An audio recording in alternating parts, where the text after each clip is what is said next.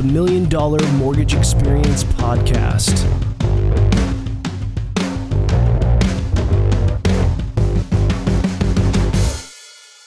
All right, welcome to the podcast. I'm here today with Daniel Shkolnik.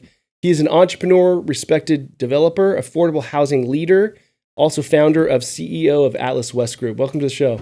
Thank you for having me, John. Absolutely, man. So you started in Wall Street, is that right? I did. I had a pretty interesting background as to how I got started in real estate. It actually predated Wall Street. So I started out as a mortgage loan officer in 2006. Nice. I was a young guy coming out of high school.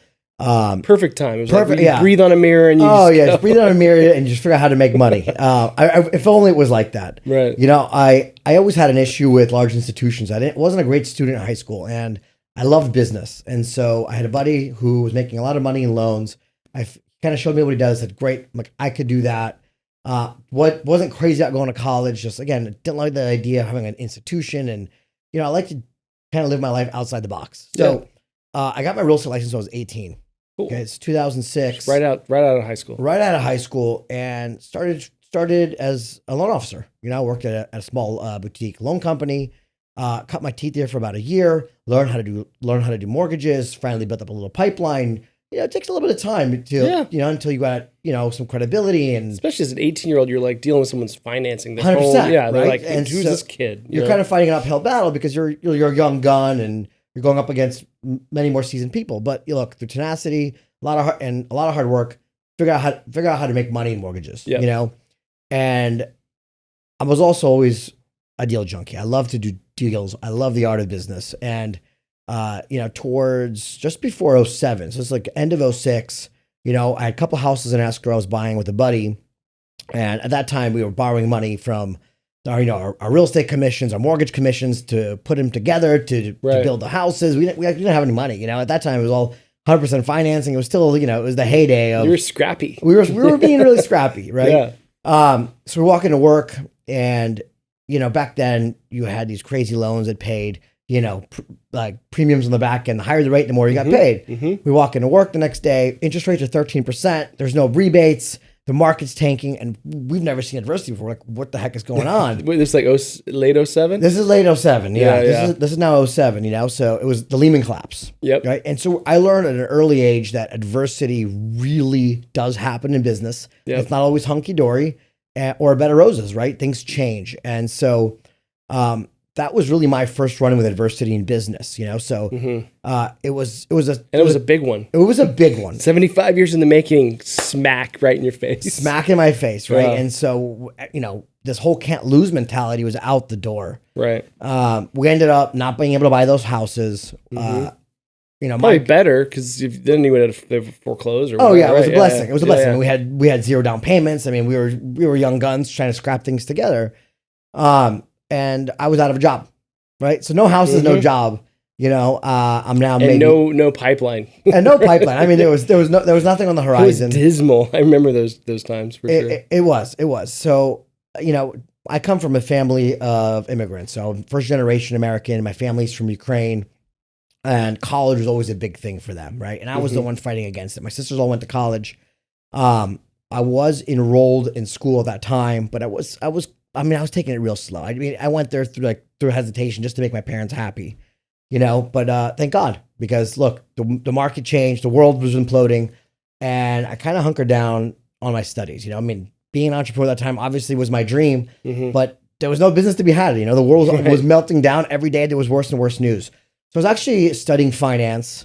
I took a little bit of time off from work trying to figure out what my next move would be. But being a finance student, I got a job at Bank of America as a banker. Mm-hmm. And, sometimes what year is this? 08? This is 2008, gotcha. End of 2007, 2008. Yeah. Things are still melting down, but now everyone knows it's actually bad, right? The unknown is gone. Right. Now everyone knows things have changed for the good. Yep. And so the silver lining was I was at a branch where there's a lot of high net worth people. And at that time, people were moving money around, from bank to bank. CD rates were going crazy because every bank was trying to attract liquidity. Mm-hmm. And that saying. Kind of like right now. History repeats itself. Right. Here we are.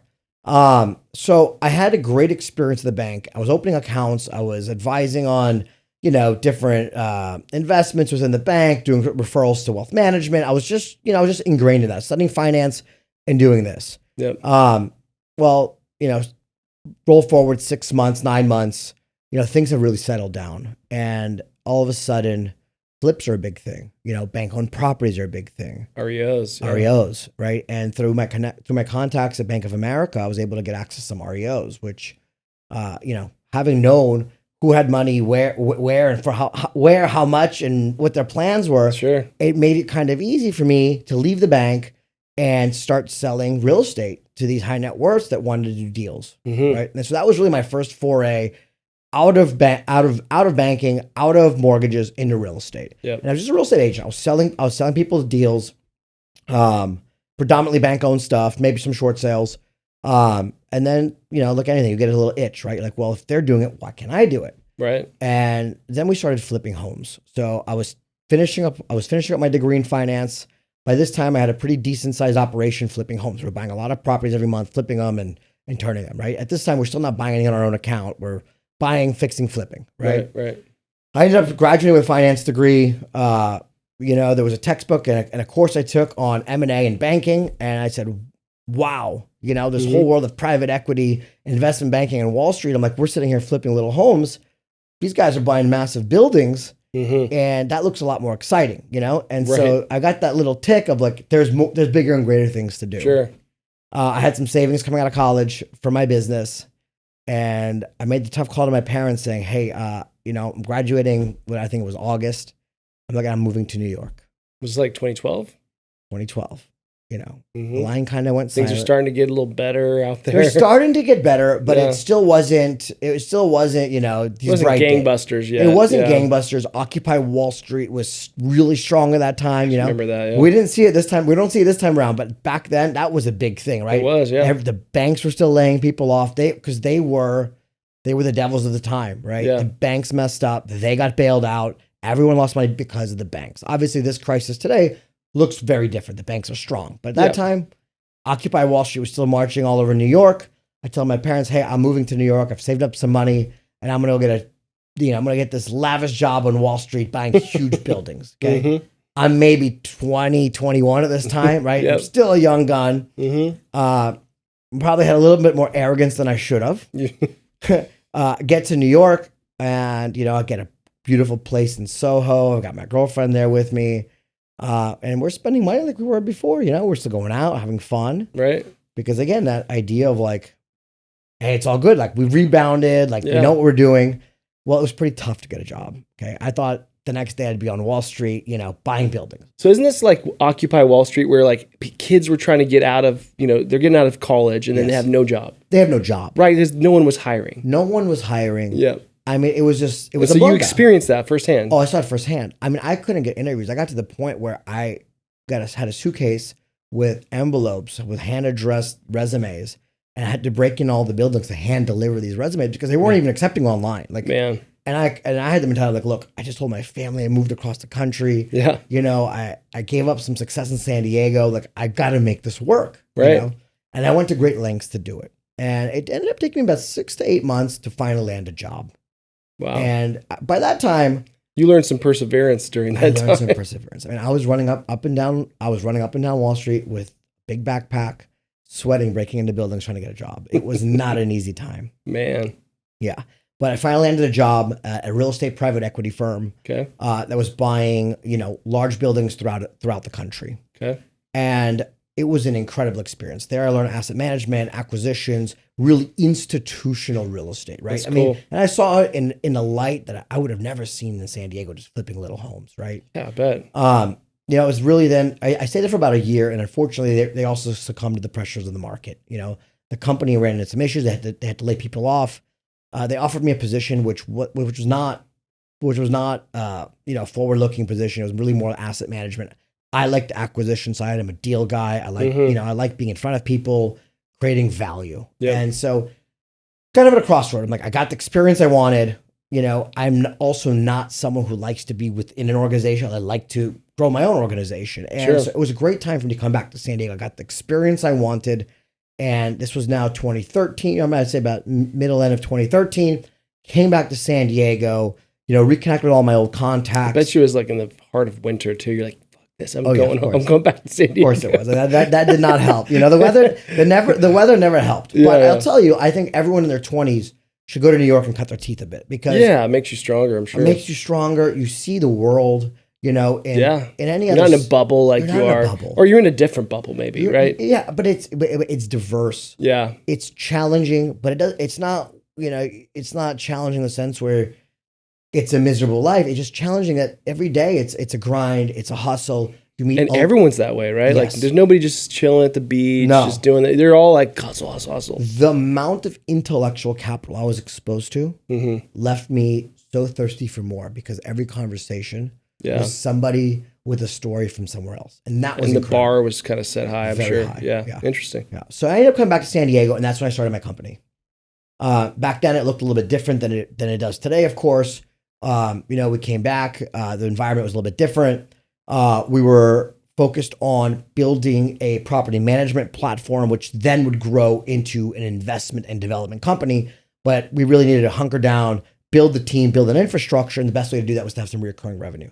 We started out building a management company. And from there, it spurred into doing deals. And so we started buying apartments, commercial, mixed use, industrial, really every asset class you can think of in real estate, we've dabbled in it. And at that point, we were just really opportunistic, right? It wasn't platform driven. It wasn't a grandiose macro strategy. It was, can we find the deals? And if the deals make sense, let's do them. Interesting. And it was a really interesting time. We did a lot of interesting projects, but also to scale something like that wasn't all that feasible because you had to be so nimble Yep. and you had to dive so deep, right? As an investment manager, we have to, it's not about how much money you can make on a deal or how well can something go. You always focus on how many things have to go right for you not to lose money. The number one rule in investing, right? Don't lose money. Don't lose money. Right. And so when you're doing deals of all different types, the calculus that it takes is pretty exhausting, right? I'm sure, yeah. And so we ended up selling our company in 2019, the management company, and divesting from most of our commercial assets. We did really well, knock on wood. It was right before COVID. Right before COVID. Good timing, yeah. People say, we had good timing, but sometimes it's better to be lucky than smart. Yeah. And so we sold that company and really transitioned into being a multifamily developer. And that's what Atlas West Group is today. We are predominantly a multifamily developer with a primary niche of urban infill. And our business is pretty unique because we're very programmatic. What's urban infill? Is that kind of like density? In a sense. So we basically buy underutilized properties and transform them into apartments. So like it could be like a fourplex and you make it into a 20 or 30 unit. It could be, yeah. I mean, I'd say a better example. It could be a small structure in a large lot, which we buy and then we build units in the back. It could be a small commercial structure with a large lot, right? It really runs the gamut. Near some not residential, but other like multifamily kind of. Correct. Yeah. And so the zoning's there already. You just see an opportunity. Yeah, zoning is there is always there. We typically stay away from projects that require complex entitlement because also in our business, time is money and time kills deals, right? And so we like to work on projects where the zoning is in place and we can really focus on creating the value. And so we're very programmatic, we're production based, which means we now pretty much build the same thing over and over again. And that's allowed us to really tease out any, deal specific risks and just focus on buying great lots and building multifamily units. That's and cool. That's where we're at today. What how many units typically are you doing? So we typically have about 100 units in production at any given time. That's pretty much our pipeline. On one property, what's your our model? Yeah. Anywhere from 6 to 10. 6 to 10. Okay. Yeah. Awesome. So at any given time, we'll have at least 100 units under construction, but they're bifurcated between numerous properties that are 6 to 10 units. Nice. The permitting times are usually much faster than building 100 unit project. You also eliminate concentration risk, right? One project, a lot of times you have one project and you've got all your eggs in one basket. Yep. We don't. We get to spread that out.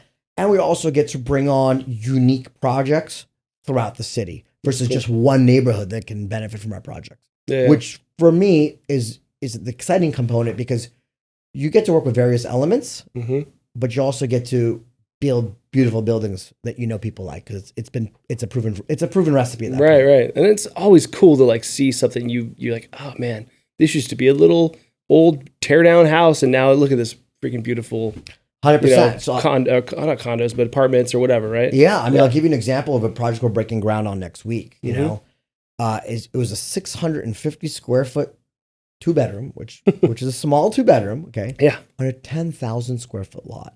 So when you talk about like a yard, like it used to be in the old days when people had yards and their kids played. if only it was a yard. This had weeds everywhere and a bunch of junk piled in the back. But I mean, that's a great example of the type of projects we do. Is like we get to buy that, and then we're actually gonna redevelop that into a 10-unit building. But the amount of value we create, plus how we activate that neighborhood.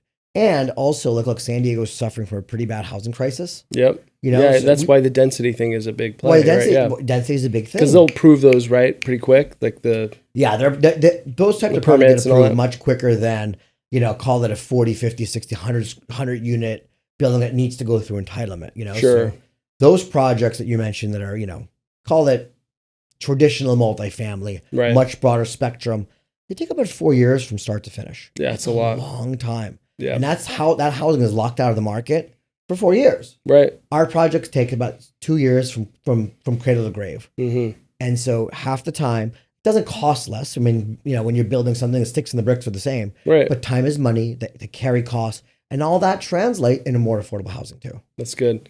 And what kind of financing is out there for that stuff? Do you go into like a bank, like one of these regional banks, like a First Republic or something to get financing, like get construction lending? Because I know you probably have to do...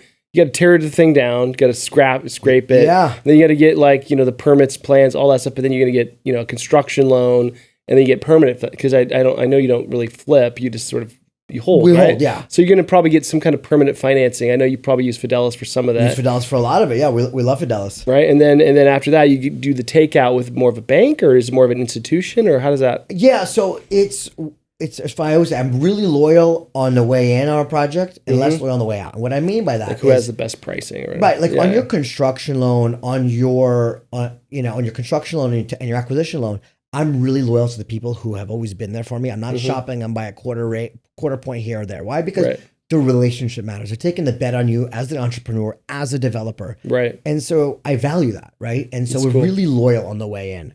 Now on the way out, it's another story, because the truth is banking is fluid. Today, First Republic could be the best, best in class for this type of deal. But tomorrow, the picture can change, the landscape can change. Yeah, someone and else. It's Chase, or it's C3, or it's Endeavor, right? Right. And so we've got a process where we work with a broker that typically brings us a matrix of maybe 15 to 16 lenders when we're finished with a project, and that's really rate based and term based, right? And now, maybe there's situations where we want a shorter loan or a longer loan, and we'll balance that with the program and the rate. Sure. But we're really intensely shop that on the takeout.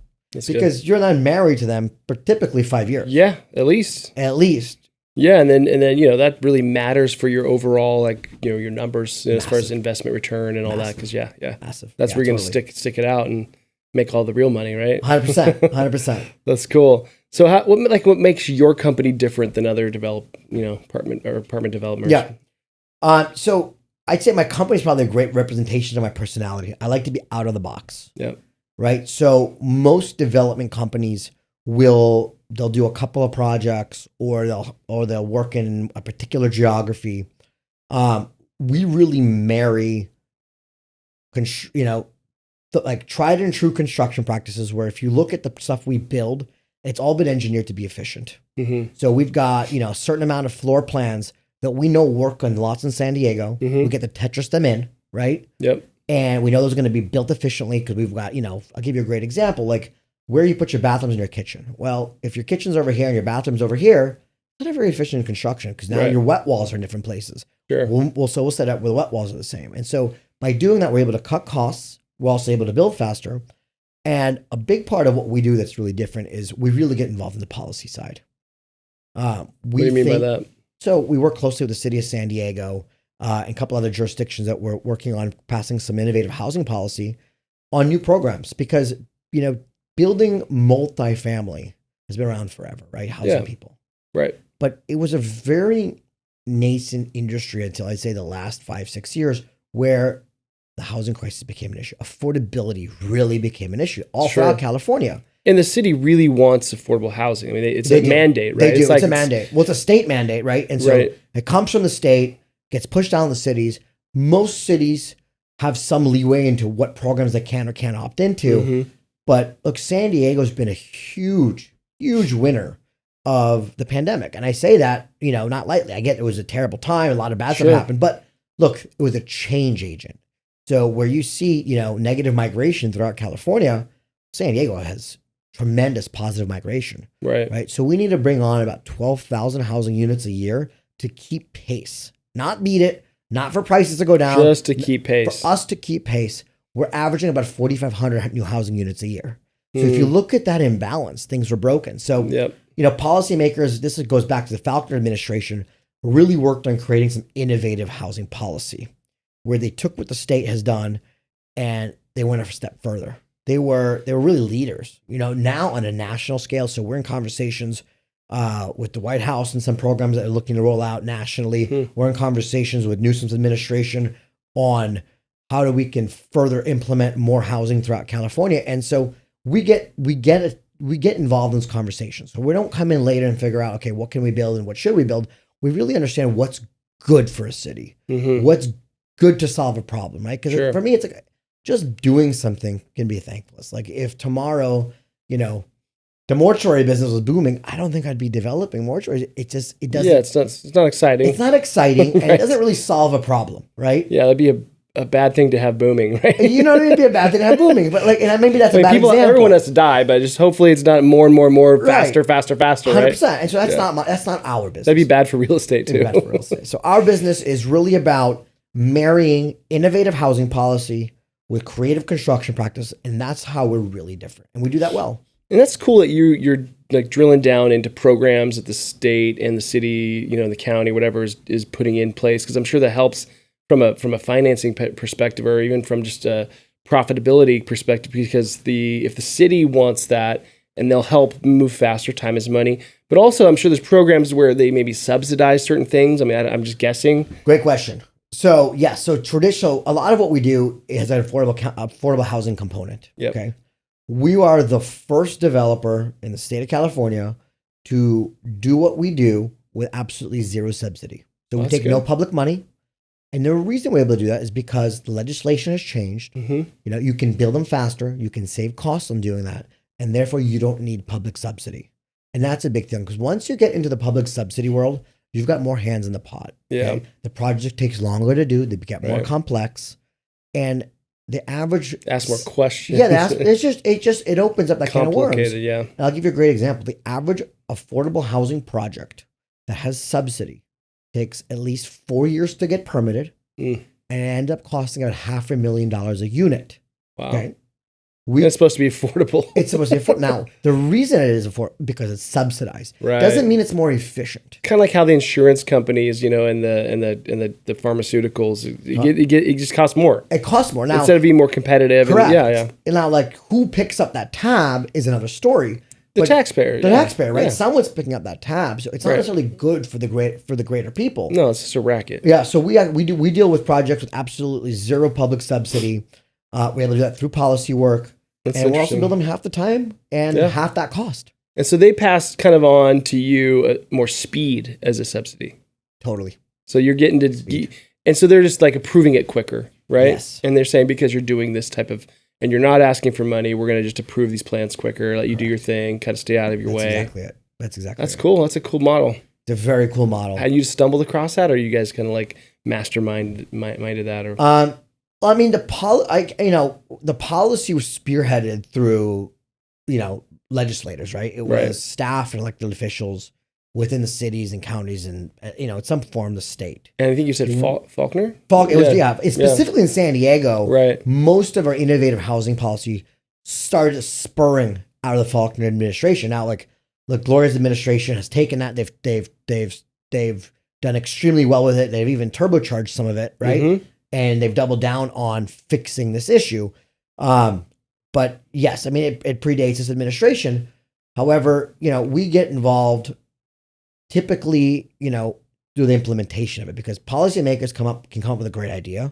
Sure. But if the mechanics for implementing that don't work, and the only way you know that is if you're boots on the ground. Yep. And so we get involved usually later stage to make sure the mechanics work and the ideas can actually get, put into action and come to fruition. Yeah. So what's going on with the homeless situation here? I know we're probably better than other cities, but gosh, it's just gotten bad. It's gotten really bad. Yeah. And, it's funny that everyone brings up homelessness during a housing conversation, but Right. they really it's not a housing problem. It's a drug problem, I think. And mental health. It's a mental health problem. It's a drug problem. But is San Diego trying to combat it with housing, or are they combating it with like a multi-pronged approach? Do you know? It's a multi-pronged approach, yeah, right? I mean, that's the best way to do it. 100%. Because like you see now, that a lot of COVID's labs are getting converted for temporary housing, and you're seeing some, motels being converted for homeless housing. I mean, the programs are there. I think the city's biggest struggle is getting the adoption. Getting the word out to the homeless population, actually having a plan to implement that, right? And you almost wonder, like, do they want to be in a house, or like, do they rather just be around the drugs and because you can put them in a house, but then it's like, I don't know. Yeah, no, I mean, look, I think the analogy is like you can give a horse water, but you can't make it drink. Right. That's kind of what I'm alluding to, because it's the problem hasn't gotten. I mean, no matter how much money these cities spend, it just gets worse and worse. So whatever they're doing is not working. And I just feel like that's because it's a drug problem, not a housing. You know what I mean? Yeah, it's definitely, I think there's a resource there, maybe not to solve all of the homeless issues. Right. But there is a lot of resources to move the needle of homelessness. Right. The city's done a lot. And the state's got a ton of money putting into it, and it's just not helping. It's not turning the needle. And I think they've got to change their approach. It's got to be some kind of, it's got to be more of a nurturing program than let's just push you into here, right? It's got to be, first of all, I think you've also got to prohibit the behavior. Like, hey, you can't be in the middle of downtown, where you're trying to create a vibrant... Smoking crack. Yeah, like, exactly. Or sleeping on the street, That doesn't work. So I think, first of all, you've got to kind of, crack the whip a little bit and say, no more, not here. We're not going to tolerate it. We're not going to tolerate it. And then maybe... From there's got to be an apparatus that can help people get into all these various initiatives. Yeah. But it's a complex issue, which frankly, I don't have the answer for, else I'd be jumping up and down saying, hey. You'd be running for office? I'd be running for office. I don't have, it's a really tough, it's a tough issue that I think everyone's just going to try. I don't think it's ever going to be solved. It's just about doing a little bit better. So the people that use the affordable housing are... Just because it's really almost to the point of housing is so expensive in San Diego and in many cities that there's just no way you can't afford it on a wage. Insane. Like you couldn't work in San Diego and live in San Diego based on the housing costs. Yes. So the city comes and subsidizes it's like Section 8. It's not. Actually, we know. So Section 8 is, we don't build Section 8 housing. No, anyone with Section 8 can apply. So talk about that real quick. Just because it's not a homeless, we're talking about the homeless issue, but obviously they're not going to be able to afford a house because they don't have a job, right? No. But the people that have jobs where housing has become so expensive, I've seen like places for rent apartments for $3,000. Yes. I mean, you're like, there's no way someone that's a waiter or that's working a job that's a blue collar or just even a white collar job that's not paying that well. Like, how do you afford to live here? Yeah. So how does the city help with that? That's a beautiful question because it's such a complicated question because the landscape of housing, it's not one box fits all, right? So like you have housing all the way from figuring out what to do with homelessness all the way to luxury, right? Yeah. This place that we really focus on is workforce affordable housing. So our tenants, they make 80 to 100 grand a year, which sounds like a lot on paper, but that's not a lot in San Diego. It used to be a lot. Until inflation, right? Yeah. So like our properties look nice. They're luxury. We've got beautiful finishes, and our tenant base is military. It's nurses. It's librarians. It's police officers, teachers. It's like the fabric of San Diego. Right. And why we believe in that so much is because if we don't create a solution to keep those people here, we're going to lose them to other cities. And just like San Diego. And they're all moving, right? They're all moving east towards Texas or Idaho, wherever, right? And so we needed a solution in San Diego to keep not only those people here, but the next generation in San Diego. So we don't have a flight of intellectual capital and of craft and artisan work to other places, which honestly is happening. Yeah, it happened. I mean, look, we lost a lot of intellectual capital to LA, New York, Chicago for people that wanted to be in the corporate world because San Diego is a city of SMBs, right? Small and medium-sized businesses. We have very few Fortune 500 companies. Right. But I think now the city and policymakers really realize, well, we don't want to lose the fabric of who makes San Diego. Right. So we've built housing for that segment of, the resident pool, right? And so does the government help in any way, or is it just that you guys are putting the rental market, like, are you capping your rent? Yeah. So that's how you do it. On every one of our projects, we work with the San Diego Housing Commission, who gets most of their policy numbers and limits from HUD, right? So it comes from the feds. They help implement it within San Diego. And so almost all of our projects have an element of San Diego Housing Commission oversight. They're the regulatory body. They're really strict about enforcing the rules. And, not all the units in the project in any given project are regulated. A few are, but the beauty is the ones that are and ours, the ones that aren't, you'll never know the difference. And that's the idea. It's not about creating affordable or attainable housing in places where it should be, right? You look at Mission Valley, like, let's just build it all there. Well, San Diego's diverse. Like, and you should be able to live throughout the city if you like Sierra Mesa or you like Claremont or you like, the college area or whatever, right? You should have the access to the city, especially if you're working here, you're providing you're providing a service here, you're paying the taxes, you want access to the city. And so what we do really provides affordable housing throughout the city with absolutely no geographic concentration. That's cool. And that's where the city's headed in general, right? It helps balance out all the neighborhoods. That's cool. What do you know about 15-minute cities? Is that coming to San Diego? I don't know much about it. Probably enough to be dangerous over a cocktail, which we're not drinking here because it's a Monday. It's a Monday at 2 p.m. Yeah, so I mean, which we could be, right? We drink tequila, right? There you go. So that's not. I probably wouldn't be the best person to dive into. Yeah, I don't know. I've been seeing it in it all around the different countries like England and then also some states right here in America. But I don't know. It's just something to I want to keep my finger on the pulse just to see kind of where it's headed. But yeah. I mean, maybe another conversation over a cocktail. 100%. So what if you were, let's say you were starting out today in this market because you've been through that adversity that you talked about. What would you do differently in this market, like to go out and get business? I mean, right now it's kind of put your working boots back on, roll up your sleeves, hustle. Whereas like, during the heyday, I'd say like 16, 17, 18, 19, like those were some really great years, with financing really low. We had a lot of positive stuff going on in the country. But, today it's just different. Like what would you do differently today? Yeah, I mean, it's a really different environment, and I think it's evolving every day. Yeah. So what I tell everyone that I work with is keep your head up. Just know that the highs can always get higher, the lows are never as low as you think they are, right? And so the hat we have on now is, does it make sense, right? In an environment where things are operating outside the mean, right? Right now, just the world. And let's start on a macro level. Interest rates. Right. Okay. We're operating in levels that are outside the mean, right? Mean interest rates on commercial and multifamily paper, typically low 5s, high 4s, agency debt for homeowners, right? Fannie Freddie stuff. Interest rates are mid 5s is the average, right? We obviously benefited from insanely low interest rates over the last 2-3 years, but that's not the mean, right? Yep. And things regress to the mean over time.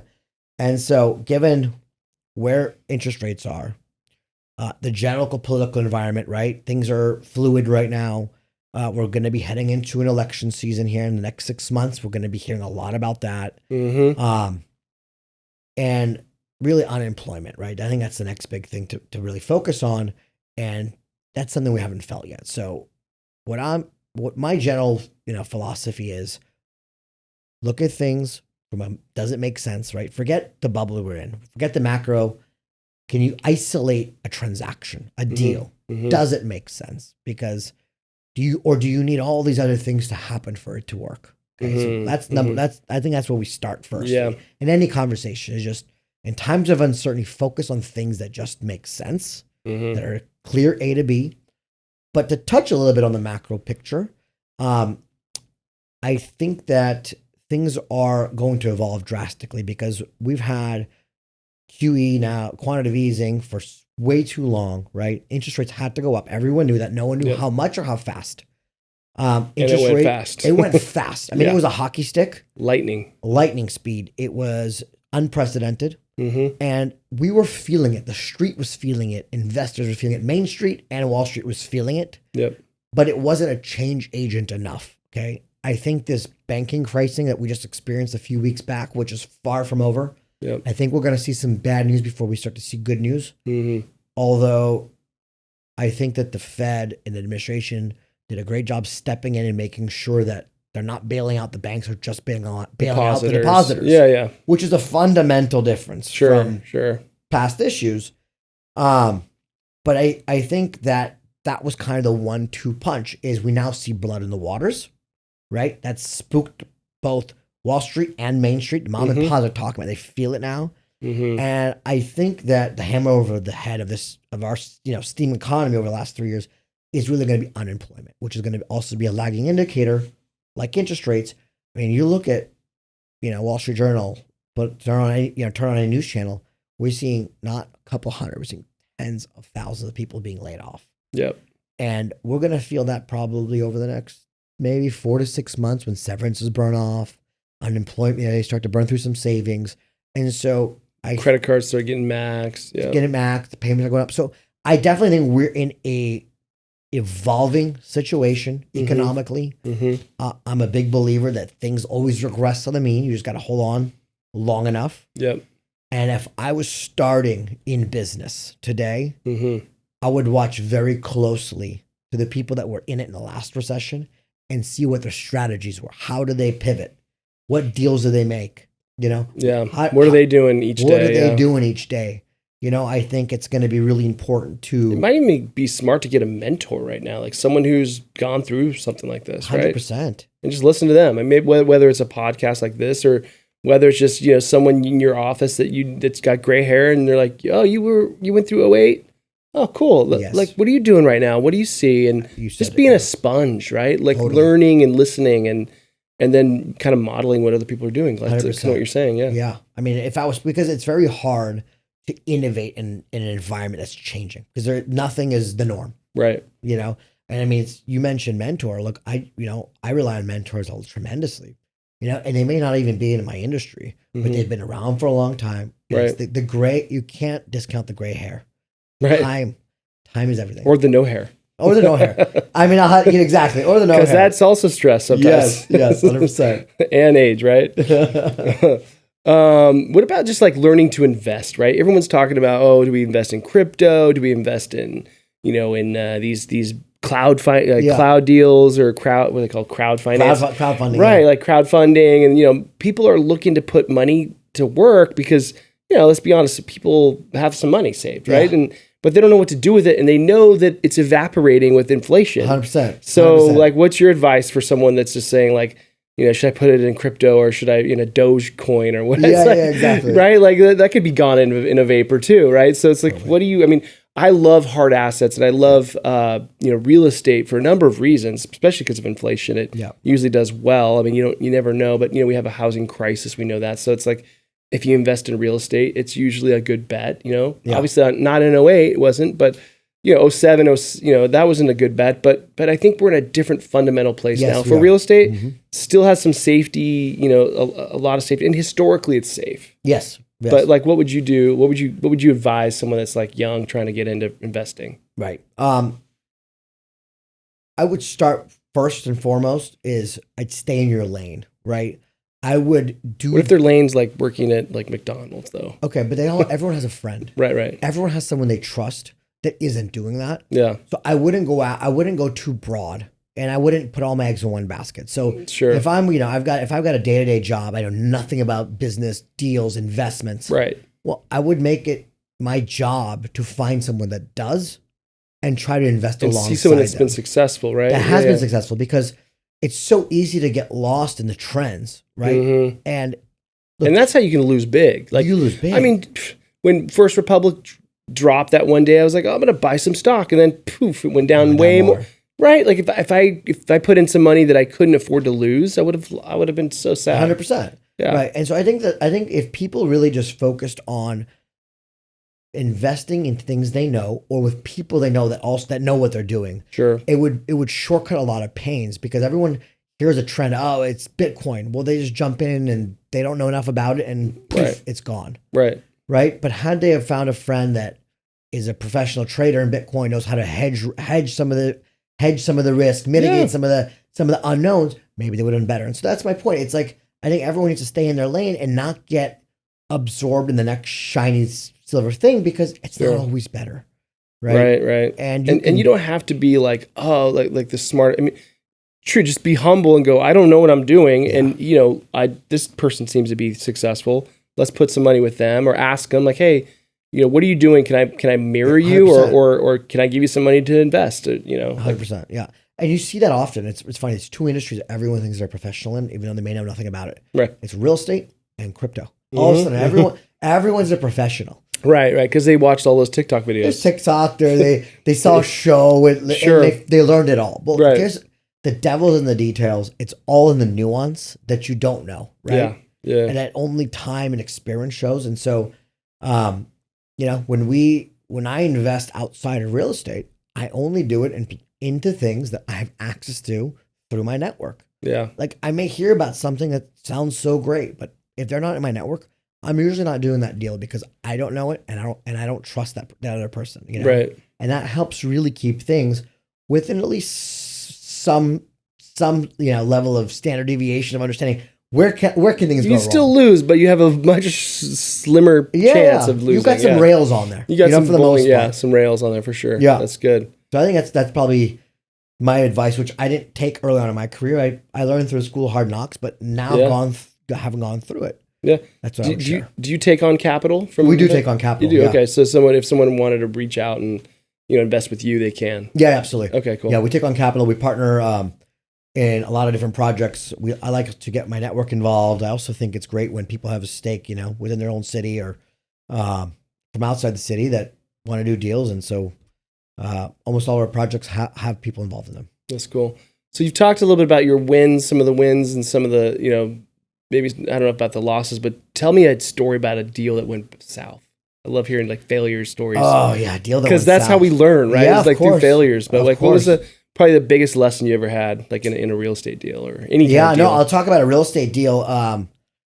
We developed a project in Northern California in 2018, 19. Okay, it turned out great. Pulled everything. We did everything we set out to do. We executed. Nice. We were so happy with it. And then 2020 hit. Okay, and we had 10 tenants. Trying to forget 2020. Yeah, man. I know. But come April 2020, not a single one pays rent.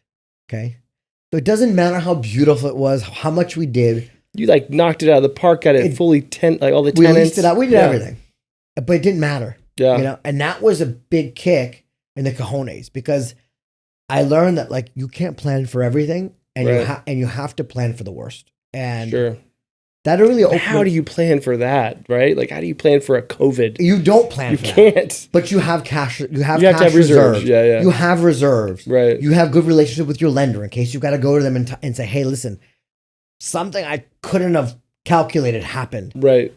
Let's have a conversation. Right. Yeah. And also with investors, right? Yeah. So when you have partners and you set expectations, like you have a level of, responsibility. Mm-hmm. And you have to, what I've learned through that too, is you have to be really open. Yeah. Right. And communicate. You can't communicate. Go running for the hills and everyone going, oh, where's Daniel at? 100%. Can't get a hold of him. No, of course not. You got to be you got to be captain of the ship, and you go up and down with that tide. But that was a really tough situation, because it didn't matter what happened in the macro environment, right? Yeah, COVID killed everyone, but like that was our problem. In our world, that was a big deal. Yeah. And so 10 tenants, no one paid rent.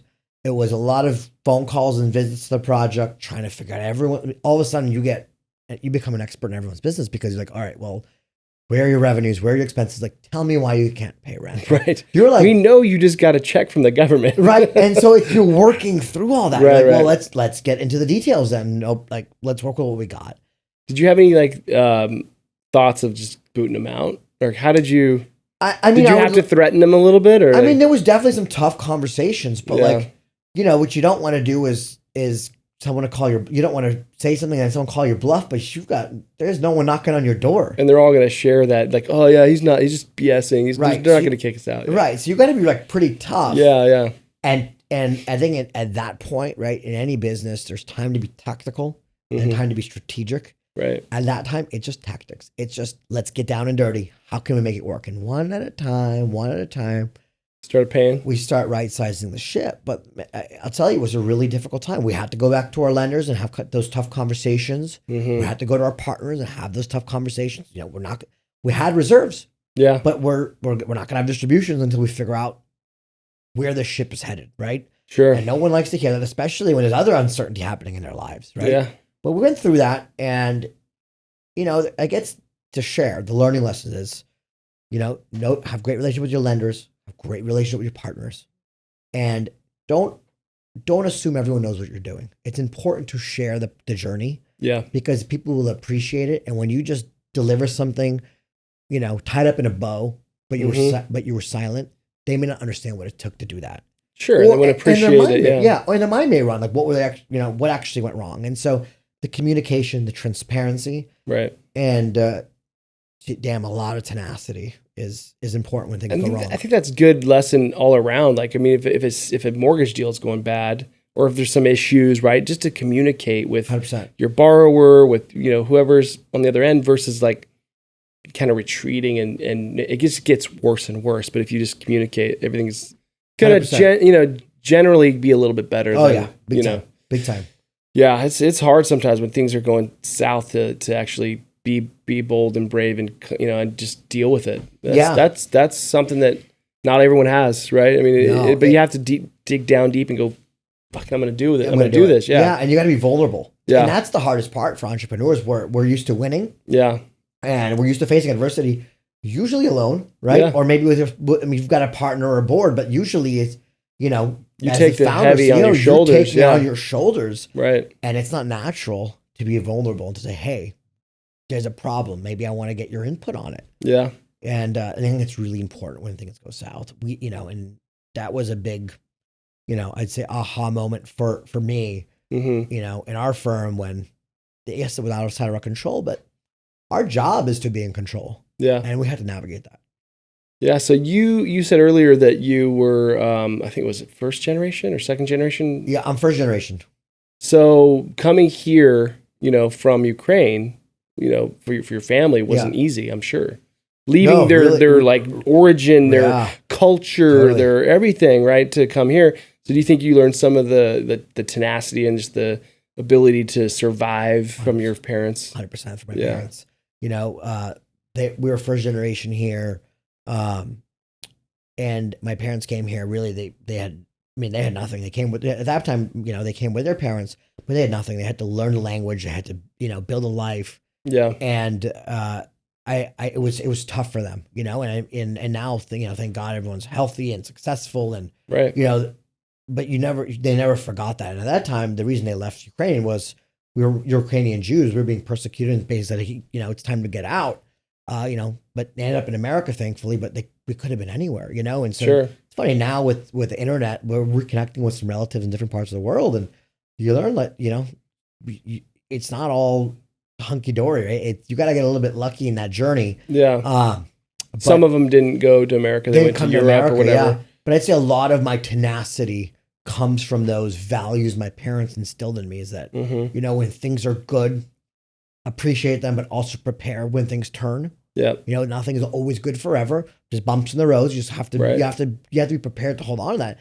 And that's not just speaking from a financial, you know, from a financial perspective. Yeah. A lot of the burdens we usually carry in business and in life it's mental, it's emotional, right? You have to have equanimity. You have to have tranquility to navigate all the things that happen in life, not to get too high or get too low. Yeah. And so look, even to this day, I'm very close with my parents, they're definitely the rock that always, that have good values, and they're very just people that are authentic. Yeah, that's cool. Is your father still here? Yeah, I think, my dad and I are like best friends. That's awesome, man. It's so cool. Does he have any opinions on what's going on? Like, we don't have to get political, but I mean, because obviously he was there. Did he? I mean, he lived there when he was young. He lived here when he was young. He came here. He came to. My parents both came here when they were teenagers, so it was a crazy amount of assimilation. He's got to have some crazy memories of that whole thing. But I'm sure he has opinions, right, on Ukraine and obviously Russia and all that. Like, it's. I mean, we're. You don't have to get political, like I said, but it's tough not to get political. But that's okay. I can touch on it. I think I'd love to hear your opinion. It's a political issue, right? Well, let's date it a little bit, okay? Mm-hmm. Ukrainians and Russians were brothers because they fought side by side in World War II. Yeah. So I think this conflict is really painful for the masses of people on both sides because I'm sure, yeah. Culturally, they're very similar, right? And then, look, there's cultures all around the world that are all beautiful in their own way, but they're just different. Yeah. The Russian and Ukrainian culture is, it's parallel from the way they celebrate to the way they engage with family, all that. And so I think it's a real challenge for the masses, right? Yeah. The average Joe is the one suffering the most of this conflict.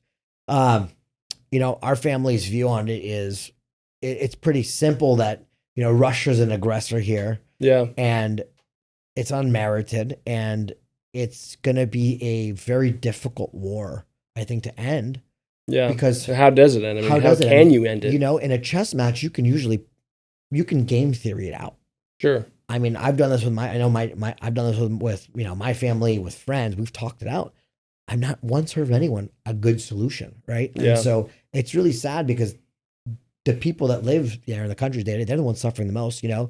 Ukrainians are scared for their life. Right now, actually, we have a partnership with my company's a partnership with Jewish Family Services, where we offer them housing while they immigrate here. And so in the last 6 months, we've housed 100 people from 4 different countries. They're not only escaping wars in Ukraine, but also Afghanistan that helped the U.S. military while they were there, and we're now getting persecuted by the Taliban and a couple other countries. And so we feel it firsthand. And sometimes I talk to these people. It's scary, and everyone wants it to end. I know people in Russia who are suffering beyond explanation. They can't travel. They got no access to banking. They're vilified around the world. And which is so weird because Ukrainians and Russians, like you said, they're brothers. Yeah, they're family. It's like it'd be like if Texas, if the United States split apart and Texas was kind of like a Ukraine. It was like originally part of the 100%. USSR, right? I mean, Ukraine, and so it'd be crazy if like Texas and California, or United States was fighting. Yeah. But yeah, what a trip. I mean, and certainly has to do with there's stuff that will affect the global economic big time world, right? It's big like time. The money, the inflation, all this stuff has to do with we're pouring money into Ukraine, and I mean, it's way above my pay grade. I just sit there and listen and hope for the best, but there's nothing I can do, right? Obviously personally, but other than maybe support a charity or organization that brings, refugees. Are there a lot of refugees coming from Ukraine to America? There's a lot less now than we thought there would be. And are they going into like other places like Poland? And no, so I think what happened, you had this original exodus of people who just want to get out, right? Mm-hmm. And then as the war prolonged, we're seeing this trickle effect of less and less people leaving. I think they're hunkering down. Ukrainians by nature are pretty nationalistic. They're proud. Yeah, they want to stay in Ukraine. And they want to stay. Right. And I think we're starting to see more. Now that the war's dragged on, people don't want to be the ones abandoning. Yeah. And so I think that's really taking stock right now. Yeah. So it's going to be interesting to see how that plays out. I mean, look, it's a humanitarian crisis. Any way you swing it. For sure. It'll probably ebb and flow. It just right now, what we're seeing is the level of people trying to leave is a lot lower than it was 6 months ago. Yeah.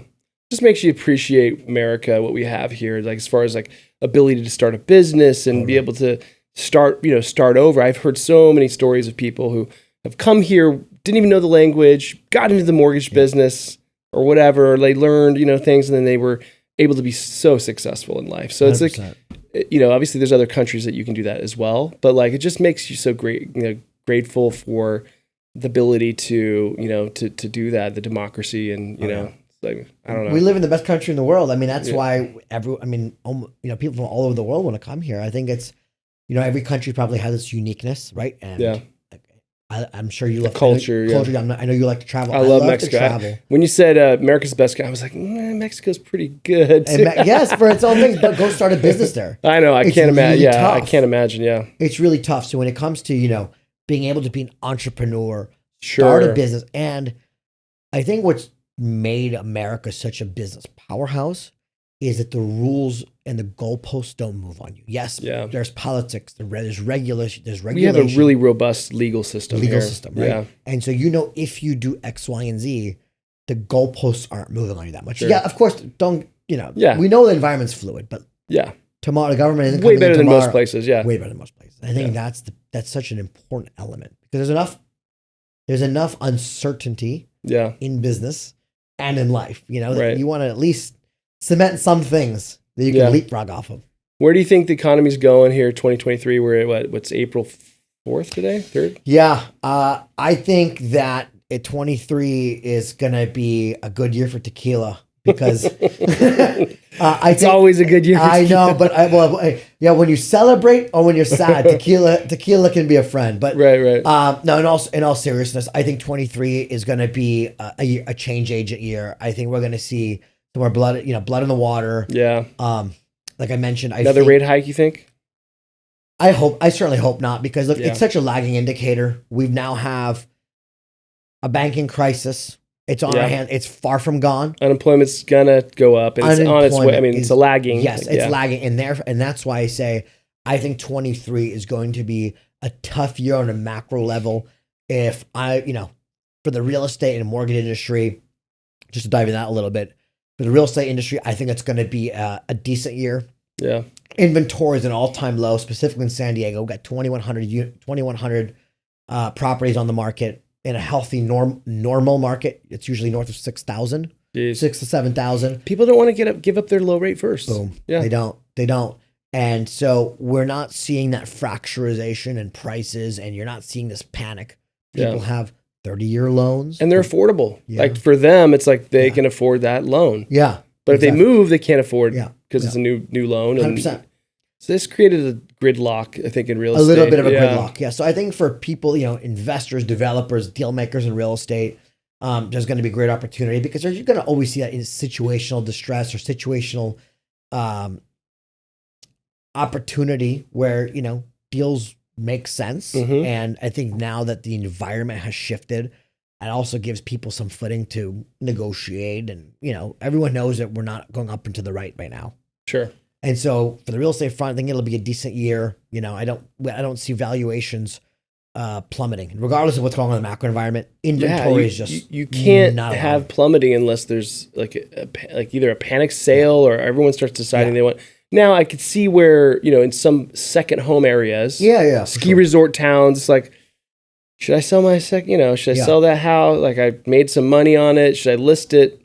But still, it's like, I got a low rate. I can cash flow it. Like, so, I don't know. I mean, I'm with you. Let's say unemployment kicks up, right? And maybe AI starts taking a few jobs here and there, right? And you start seeing some higher unemployment numbers. People can't really afford.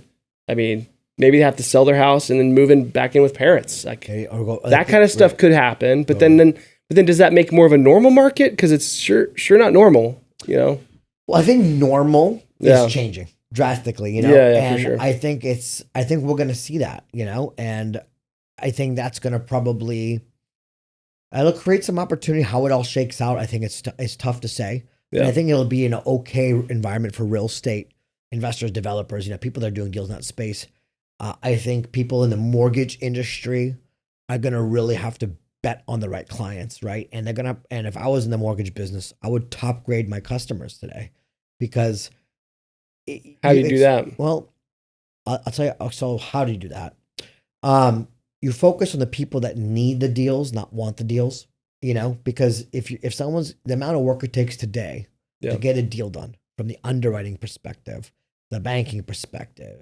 I mean, you go just that list goes on and on. It's only getting more difficult.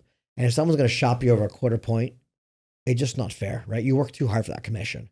Yep. And so I think there's people that need deals, right? Whether they are investors or they're first time home buyers. And there's Or they have a need, like a pending need, whether need. It's a divorce or they have to, or they need cash for their business or they need, whatever it is. The kids are going off to college and they're the stock market's gone down. They don't have the funds that they used to have. They need to get cash out of their house. Like, I get it. Yeah. That's how I would top grade my customers, just to make sure like you're not burning your time on the wrong people, because it's when times get tough, people get dicey, you know, and that surety of, hey, if I'm going to work for 30 days, you're going to want to get paid. Right. Yeah. I don't like working for free. No one does. No one does. That's for sure. So you shouted out to your parents. Obviously, they've taught you some stuff through the hard times. And any other shout outs, people that have come along the way to help you out in your career? I've been fortunate to have a lot of people come into my life. I'm part of an entrepreneurs group called EO, where I've met a lot of great people. I think the list would be too long to start naming everyone that's helped me in some capacity. And I would hate to leave someone out. But, sure. I think that as entrepreneurs, we're on a journey that seems so vibrant and great at times to the outside world, because they see us in our glory.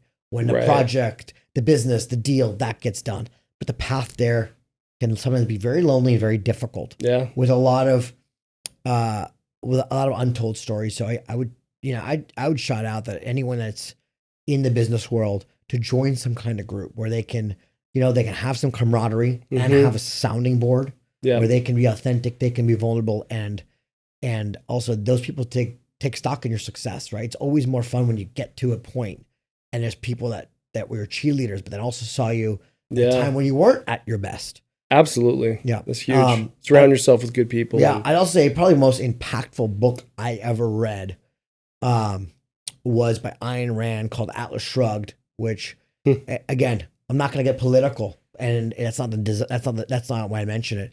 It's just a book that talks about, adversity, growth.